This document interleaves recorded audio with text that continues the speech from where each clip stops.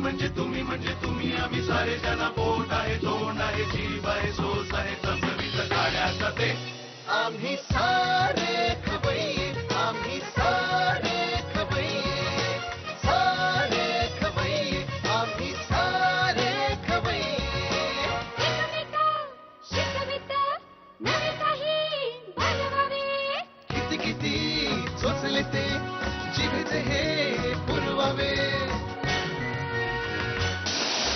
छान छान देशी विदेशी पदार्थ जाणून घ्यावे चुकता चुकता करता करता खावे अन खिलवावे आम्ही सारे खवय्ये आम्ही सारे खवय्ये सारे खवय्ये आम्ही सारे खवय्ये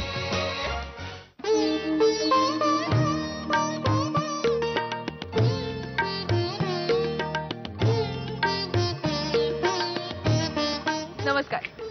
बादशाह मसाला प्रस्तुत आम्ही सारे खवय्येच्या आजच्या भागात मी सुजाता जोशी तुमच्या सगळ्यांचं मनापासून स्वागत करते. आज 31 डिसेंबर, वर्षाचा शेवटचा दिवस. हे वर्ष खूप छान गेलं माझ्यासाठी. का माहितीये? कारण ह्या वर्षी माझी तुमच्याशी भेट झाली. आम्ही सारे खवय्येच्या निमित्तानं खूप छान छान रेसिपी शिकायला मिळाल्या, त्याच्याबद्दल माहिती करून घेता आली. तुमचं प्रेम असंच आमच्यावर राहू द्या. आता आज 31 डिसेंबर म्हटल्यावरती पार्टी तर आलीच, आणि पार्टीला मेन्यू काय करायचा हा प्रश्न सगळ्यांना पडतो. तर असेच पार्टी स्पेशल काही रेसिपी शिकण्यासाठी आपण आलोय आपल्या स्पेशल गेस्टकडे, मिसेस अचला जोशी. तर चला त्यांच्याशी भरपूर गप्पा मारूया, ह्या छान छान रेसिपीज त्यांच्याकडनं शिकूया, आणि हो, ह्या रेसिपीज बद्दलची माहिती सुद्धा त्यांच्याकडनं मिळवून घेऊया.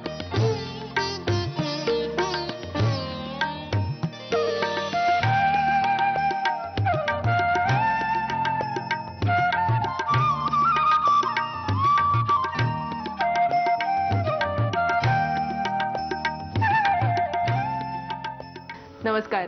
नमस्कार. आम्ही सारे खवय्येमध्ये तुमचं सगळ्यांचं स्वागत. धन्यवाद. मला ओळख करून देता? हो, ही माझी सून अनघा आणि हा माझा नातू सिद्धार्थ. मला सांगा तुम्ही काय काय करता, रादर काय काय करता? म्हणजे बेसिकली मी वाईन करते आणि तिथेच आम्ही क्विल्ट्स पण करतो. थोडंसं समाजकार्य करते, श्रद्धानाथ आश्रममध्ये करते, शाळेमध्ये करते. वाईन लेडी ही ह्यांची बायोग्राफी आहे. तर आणि तुम्ही वेगळी पुस्तकं पण लिहिता ना, तर त्याच्याबद्दल मला सांगा ना काय. त्या ॲक्च्युली अध्यक्ष आहेत श्रद्धानंद महिला आश्रम, जे म्हणायला सुद्धा वाईट वाटतं की अनाथ आश्रम म्हणत नाही आम्ही त्याला. तिथे त्याच्या प्रेसिडेंट आहेत. त्यांची आई पण तिकडे त्या होत्या, मनोरमा फडके. त्यांच्यानंतर ह्या झाल्या आणि त्यांना 8 वर्ष लागली हे पुस्तक लिहायला, आणि ते 2 वर्षापूर्वी पब्लिश झालंय. आश्रम नावाचं घर, आणि प्रतिसाद खूप चांगला आहे. 2nd एडिशन आलंय मौज प्रकाशनाने, आणि खूप सारी पारितोषिकं मिळाली आहेत. दुसरं आता त्यांनी 2 महिन्यापूर्वी एक पब्लिश झालं, प्राध्यापक नर फाटक यांच्यावर त्यांनी पुस्तक लिहिलंय. ते साहित्य संघाचे अध्यक्ष त्यांच्यावर पुस्तक लिहिलंय, आणि त्यांना म्हणजे साहित्य संघाने सांगितलं की तुम्ही त्यांच्या स्टुडंट म्हणून तुम्ही त्यांच्यावर पुस्तक लिहा. ते नावाजलेले मराठी साहित्यिक. तुम्ही ऍक्च्युली अजिबात स्वतःबद्दल काही बोलतच नाही आहात. मी तुम्हाला मगाशी विचारलं तेव्हा सुद्धा तुम्ही तेवढंच सांगितलं, पण ह्यांच्याकडनं आता कळतंय एक एक गोष्टी तुमच्या, आणि अजून पण मला जाणून घेण्यात खूप इंटरेस्ट आहे. त्या क्विल्ट्स वगैरे पण. हो, त्या आणि त्यांची मैत्रीण मिसेस लता पालेकर, त्या मिळून दोघी मिळून क्विल्ट्स बनवतात. आणि क्विल्ट्स म्हणजे कॉटनच्या तर बनवतात, पण मेन इंटरेस्ट इज सिल्क, आणि अतिशय क्विल्ट्स. कधी कधी ते आम्हाला पण त्याची रचना करायला चान्स देतात. वाईन तुम्ही जी करता ती बेसिकली वाईन कशी करतात हे पण मला माहिती नाहीये, सो त्याच्याबद्दल सांगा ना काहीतरी. म्हणजे वाईन ही जेव्हा आपण नुसती वाईन म्हणतो तेव्हा ती द्राक्षाचीच असते. मग वेगळ्या वेगळ्या वाईन्स केल्या, मग चेरी वाईन म्हणायचं. पण जेव्हा नुसती वाईन घेणार का तर द्राक्षाची वाईन, तर द्राक्षापासून केली जाते. लोकांचा समज असा असो वाईन म्हणजे दारू. इव्हन एक्साईजचे लोकही त्याला दारूच म्हणतात. बाई तुम्ही दारू करता, म्हटलं दारू नाही करत, मी वाईन करते. तर वाईन हा एक फळाचा अत्युत्कृष्ट आविष्कार असं समजलं जातं. सगळं त्यातल्या इम्प्युरिटी ज्याला म्हणतात तर त्या सगळ्या बसून जातात, पण फक्त त्यातल्या एक चांगले जे घटक आहेत तेच फक्त वरती येतात. त्यामुळे फ्रान्स किंवा इटलीमध्ये वाईन हे प्राधान्याने लहान मुलांपासून ते वृद्ध लोकांपर्यंत जेवताना रोज घेतली जाते वाईन. तुम्ही काय करता? मी डॉक्टर आहे, रेडिओलॉजिस्ट, म्हणजे CT, MRI, सोनोग्राफी. सायन हॉस्पिटलमध्ये प्रोफेसर आहे. सायन हॉस्पिटल एक मेडिकल कॉलेज आहे म्युन्सिपॅलिटीचा, लोकमान्य टिळक म्युन्सिपल कॉलेज. आणि तू कितवीत आहेस? ही 7वीच आहे. आणि तुम्ही आउट ऑफ इंडिया पण खूप प्रमाणावर फिरता आणि तिथल्या लोकल डिशेस टेस्ट करता. तर त्याच्याबद्दल तुमच्या एक्सपिरियन्स बद्दल आम्हाला सांगा. नाही, तिथल्या डिशेस म्हणजे एक तर परदेशी तिखट खाण्याचं प्रमाण खूप कमी असतं. आणि तसं पाहिलं तर वाईनच्या बरोबर फार तिखट किंवा फार मसालेदार असे जिन्नस जातच नाहीत. तर त्यात मसाले कमी असतात. तर कमी मसाल्याचा जिन्नस आणि वाईन हे एकमेकाशी छान नातं जुळतं. असं चीज असतं त्याच्यामध्ये. आणि वाईनचे काय काय प्रकार असतात अजून? व्हाईट आणि रेड हे तर बेसिक सगळ्यांना माहिती. त्यात चवीप्रमाणे असतं. ड्राय वाईन, डेमिसेक वाईन म्हणजे मीडियम ड्राय वाईन आणि स्वीट वाईन. हां, आणि मग त्याच्यात सुद्धा ते फॉर्टिफाईड वाईन्स म्हणजे ते वाईनच्या पुढच्या सायन्समध्ये जातो. तिथे शेरी किंवा आपण हे घेतो पोर्ट वाईन, शिराज किंवा शार्डने, ह्या काय असतात म्हणजे त्या वाईनचे प्रकार? मला की ते परगणे आहेत तिथले. एक शॅम्पेन हा पण परगणा आहे फ्रान्स मधला. बरोबर. शिराज. आणि मग तिथे होणारी जी द्राक्ष असतात किंवा तिथे होणारी वाईन, त्या वाईनला ते नाव पडतं. Okay okay. आणि तुमच्या घरी न्यू इयर तुम्ही कसा सेलिब्रेट करता? आता आज I am part of it, मी बघेनच, पण अदरवाईज म्हणजे खाणं पिणं चंगळच असते त्या दिवशी. आणि मित्रमंडळी असतात. छान चांगलं सशक्त एक अशी संध्याकाळ एकत्र घालवायची आणि अत्यंत मनापासून शुभ चिंतायचं एकमेकांचं. त्या वातावरणात आमचं छान साजरा होतो न्यू इयर्स ईव्ह. आज आपण कुठल्या रेसिपीज बघतोय? आज आपण, मला काय वाटतं की एक स्टार्टर्स ज्याला ऑर्दो ज्याला आपण म्हणू, म्हणजे ते धड डिप्स नाहीत, धड हे नाहीत, स्प्रेड्स नाहीत. तर ऑर्दोच्या वेगवेगळे प्रकार आपण पाहूया. त्याच्यात एक मेक्सिकन साल्सा, टोमॅटो साल्सा हे मला खूप आवडतो. आणि एक वॉल्डॉर्फ सॅलेड हे एक स्पेशल सॅलेड असतं आणि ते फळाचं असतं. तर एक हे भाजीचा प्रकार होईल, तो एक फळाचा होईल, तो आपण बघूया. त्यानंतर एक स्प्रिंग चिकनची रेसिपी असते आणि चॉकलेट फॉन्ड्यू. ओके, मग आपण तुमच्या किचनकडे वळूया. हो, अगदी. चला. आपण सगळ्यात पहिली रेसिपी कोणती करतोय? पहिल्यांदा आपण मेक्सिकन टोमॅटो साल्सा करतोय. Mexican tomato salsa. मला साहित्य सांगता? हां, यात साल काढून घेतलेले टोमॅटो आहेत, म्हणजे उकळत्या पाण्यात घालून. त्यानंतर कांदा कापलेला आहे, इटालियन सॉस आहे, कॅप्सिकम पिवळी आणि हिरव्या घेतलेल्या आहेत. त्यानंतर ऑरेगानो आहे, लाल चिली फ्लेक्स आहेत आणि काळी मिरी पावडर आणि मीठ. ओके. सगळ्यात आधी काय देऊ तुम्हाला? सगळ्यात आधी टोमॅटो. हे साधारण किती वेळ ब्लांच करायला लागतात? 1-2 मिनिटं. ओके, 2च मिनिटं. त्यानंतर कांदा. हे साधारण 1/4 हिस्सा आहे बाकी जिन्नस घ्यायचे ह्याच्या. ओके, टोमॅटोच्या.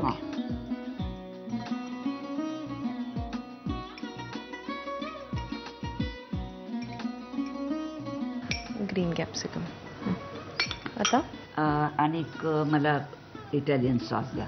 हा एक्झॅक्टली काय असतं ह्याच्यात? हां, म्हणजे टोमॅटो प्युरीमध्ये सेलेरी घालायची बरीचशी, थोडा लसूण आणि किंचितचा गूळ. ओके. आणि हा बाहेर मिळतो का?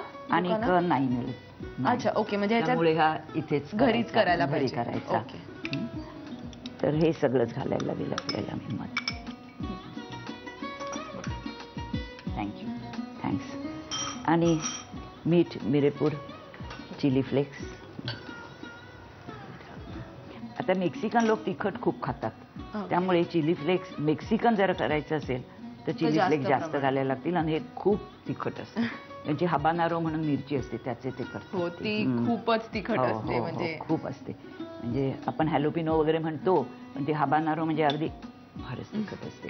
तर ती त्यात असते. आता हे आपण स्पायसेस घालतोय. मीठ, मिरी आणि आता ऑरेगानो.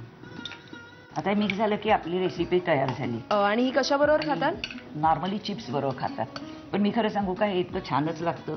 मी क्रॅकर्स बरोबर, म्हणजे चिप्स नसल्या घरात तर कशाही बरोबर, इव्हन टोस्टवर घालून सुद्धा खातो. वाव. सो आपली ही आपला साल्सा तयार. To eat with chips. Okay. तुम्ही साहित्य आणि कृती लिहून घ्या. मेक्सिकन टोमॅटो साल्सा बनवण्यासाठी लागणारं साहित्य: बारीक चिरलेला कांदा, इटालियन सॉस, उकडून साल काढलेल्या टोमॅटोचे तुकडे, हिरव्या भोपळी मिरच्या, पिवळी भोपळी मिरची, चिली फ्लेक्स, ओरेगॅनो, मिरपूड आणि मीठ. कृती: टोमॅटो प्युरेमध्ये सेलरी, लसूण आणि गूळ एकजीव करून इटालियन सॉस तयार करावा. एका बाउलमध्ये उकडलेल्या टोमॅटोचे तुकडे घेऊन त्यामध्ये कांदा, पिवळी भोपळी मिरची, हिरव्या भोपळी मिरचीचे तुकडे, इटालियन सॉस, चिली फ्लेक्स, मीठ, काळी मिरी पूड आणि ओरेगॅनो घालून साल्सा एकजीव करून घ्यावा. आपली पुढची रेसिपी कोणती?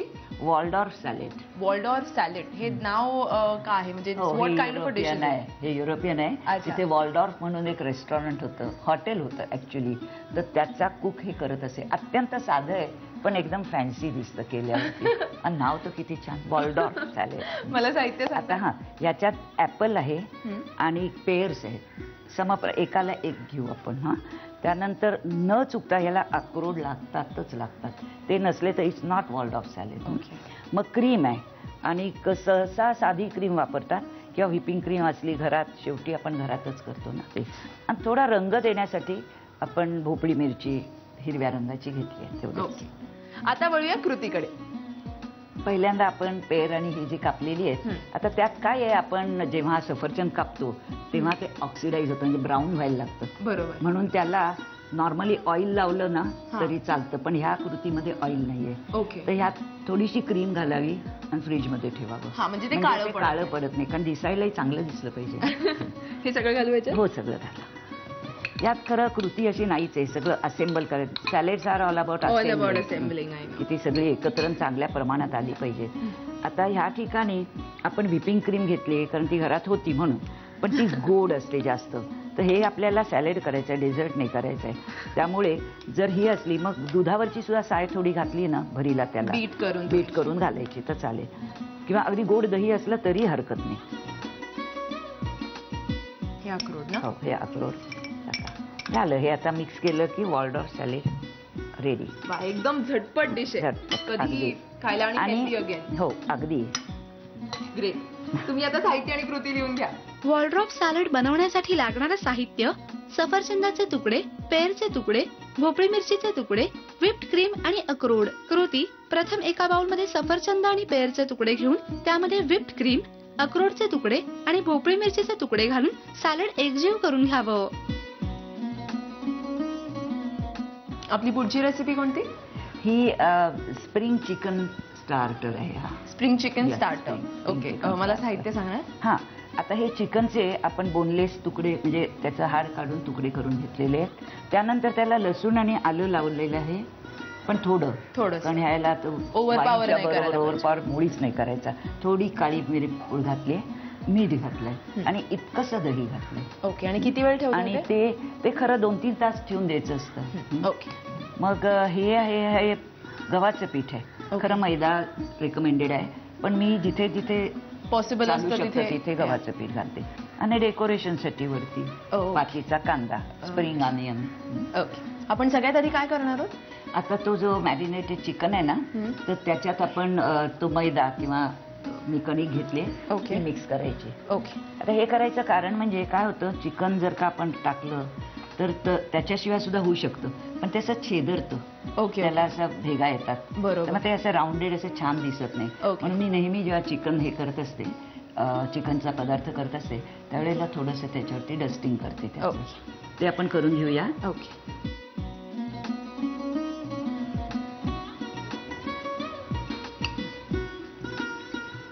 झालं हे आता. हे रेडी आहे. हो. मध्यम तापवून घ्यायचं तेल आणि एकदम बरेच तुकडे घालायचे त्याच्यात. ओके. त्यामुळे मग टेम्परेचर त्याचं कमी होतं आणि मग हळूहळू याच्यावरती होतं. ओके. नाही तर होतं काय, वरनं होऊन येतं आणि आतनं कच्चं राहतं. आणि चिकन आतनं कच्चं राहणं म्हणजे एक आहे. टेम्परेचर कमी करण्याची युक्ती म्हणजे जास्त त्याच्यात एकदम जास्त घालायचं. ओके. आणि ही डिश कशाबरोबर खातात? ही ना तऱ्हेचं ह्याच्याबद्दल हे स्टार्टर म्हणजे बाय इटसेल्फ सुद्धा तुम्ही बघाल छान लागतं ते. ओके. कारण त्यात सगळं आहे. बरोबर. त्यानंतर ताहिनी सॉस किंवा कोणताही सॉस, म्हणजे कुठल्याही प्रकारच्या सॉस बरोबर आपल्याला बेसिकली सॉस किंवा बाय इटसेल्फ सुद्धा नुसतं पण छान लागतं. अगदी. ओके. आता हे शिजवून ह्याच्या तेलातच शिजतं ना?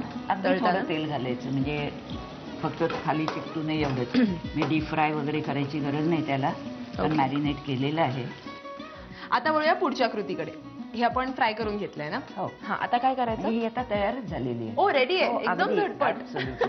आणि आता त्याच्यावरती आपण स्प्रिंग अनियन घालायचं आहे. स्प्रिंग अनियनचं हे की ओ वाव, यमी. सो आपली ही डिश तयार आहे. तयार.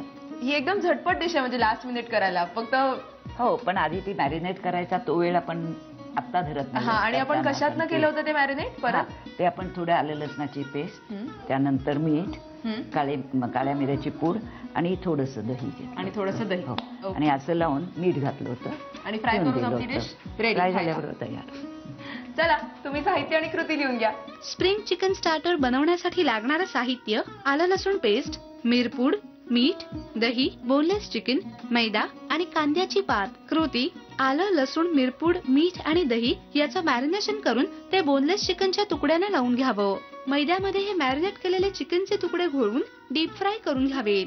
त्यावर बारीक चिरलेला पापीचा कांदा घालून स्प्रिंग चिकन स्टार्टर सर्व्ह करावं. आपली पुढची रेसिपी काय?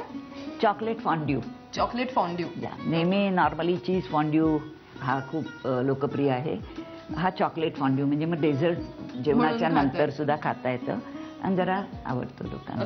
मला सांगा आणि साहित्य. हो, साहित्य म्हणजे चॉकलेटचं एक स्लॅब लागेल, थोडंसं दूध लागेल, अगदी थोडं. हा, ते वितळून घेतलेलं. हो, आणि कॉफी त्यात घालायला, आणि ही सगळी त्याच्या बाजूची फळं जी आहेत तर ती त्याच्या बरोबर खायची असतात. त्यामुळे हा तो पाऊंड केक असतो त्याचे तुकडे आहेत. तो नसला तर साधा पाव पण चालतो. त्यानंतर सफरचंद.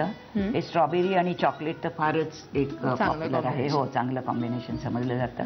आणि केळी. ओके, तर आपण आता सगळ्यात आधी काय करणार आहोत? आधी चॉकलेट, किसलेलं चॉकलेटचं जे आपण वितळून घेतलेलं आहे ते वितळून घेताना लक्षात ठेवलं पाहिजे एक, की मायक्रोवेव्ह असेल तर मायक्रोवेव्ह मध्ये वितळलं जातं, पण नाहीतर मग खालती भांड्याला लागायला लागतं. तर ते डबल बॉइलिंग ज्याला म्हणतात ना, की खाली पाणी ठेवायचं, तर छोटं भांडं ठेवायचं, त्यात करायचं. आणि मग ते न करपता वितळलं पाहिजे. न करपता. आणि त्यात थोडंसं दूध घातलंय ना? थोडंसं दूध घालताना, कारण चॉकलेटमध्ये जात्या दूध असतं, तर नाही तर मग ते फसतं. आणि त्यात कॉफी घालायची आपल्याला. आता कॉफी घालून आपण त्या फॉन्ड्यूच्या भांड्यात ठेवू, म्हणजे ते गरम राहतं सतत.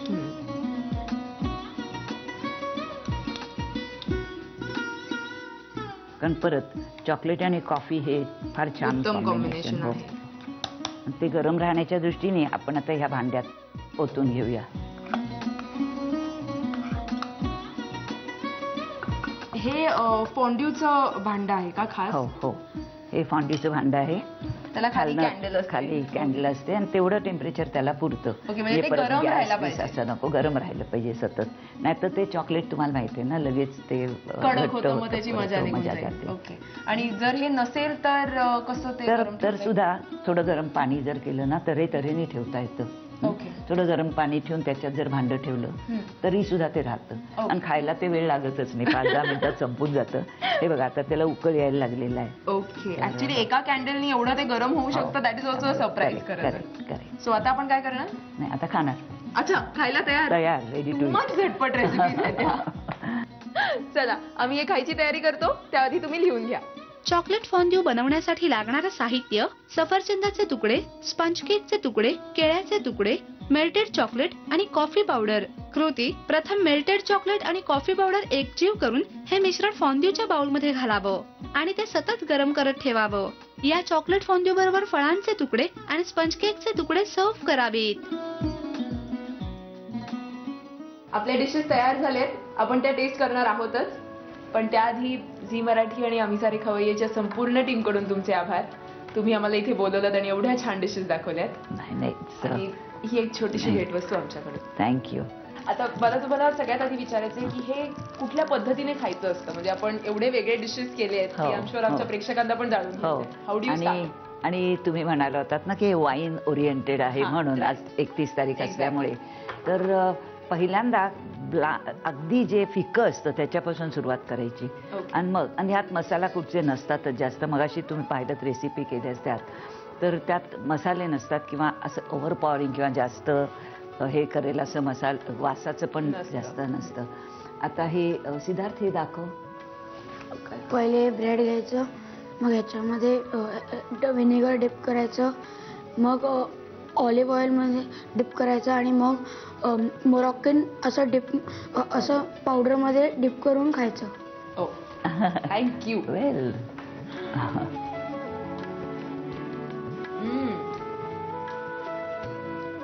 व्हिनेगरमुळे खूप छान त्याला एक अशी आंबट टेस्ट आली. मग आता आपण स्टार्ट करूया. टेस्ट करूया. अगदी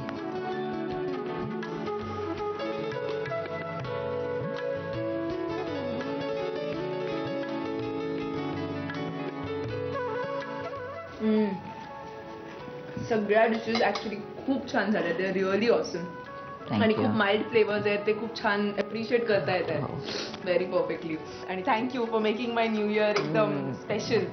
आणि तुम्हाला सगळ्यांना ऍडव्हान्स मध्ये नवीन वर्षाच्या खूप शुभेच्छा. नाही तुम्हाला पण आणि सर्व थँक्यू. आणि सगळ्या प्रेक्षकांना सुद्धा नवीन वर्ष खूप सुखा समाधाचं धनाचं आनंदाचं जाऊन दे. मनपूर्वक शुभेच्छा. थँक्यू. तुम्हाला सुद्धा या कार्यक्रमात सहभागी होण्याची इच्छा आहे ना?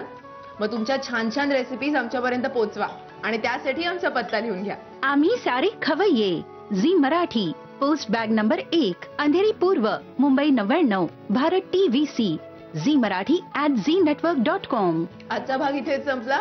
पुन्हा भेटूया पुढच्या भागात.